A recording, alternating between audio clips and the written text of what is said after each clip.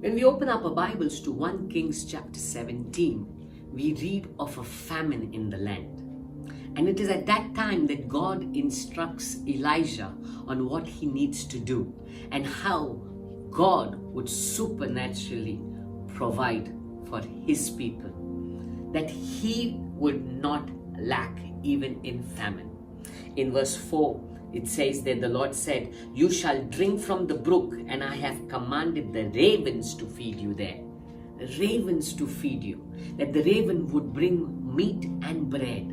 Supernatural provision for God's people in the time of famine. I want to declare this over your life. No matter what the famine around is, it will not touch you.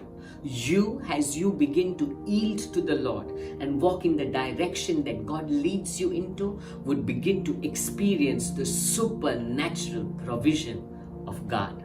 And what does God do? So that the eyes of Elijah does not remain on the brook and the raven, God, after a season, dries the brook and then begins to tell Elijah, it's time to rise up and go to Zarephath. I have commanded a widow to feed you there. Come on, a widow, and not just a widow, a poor widow. She was actually preparing her last meal, where she would eat of that meal and then die. That was the situation of that widow. But see how God supernaturally blesses Elijah, and then through Elijah blesses that widow. God will supernaturally work in your life.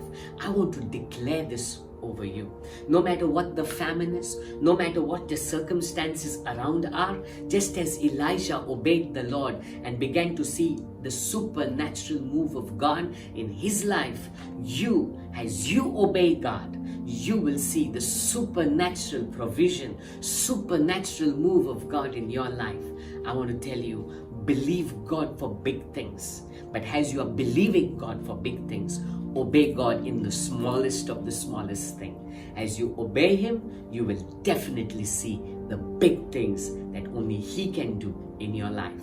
So no matter what your circumstances, no matter what the world around speaks, maybe the world speaks there's a famine coming, maybe the world speaks that there's inflation that's rising, maybe the world speaks that there is a big financial calamity coming, jobs may be lost. I want to tell you what God speaks over you, that He is your Jehovah Jireh provider, and He will work supernaturally in your life as you seek Him and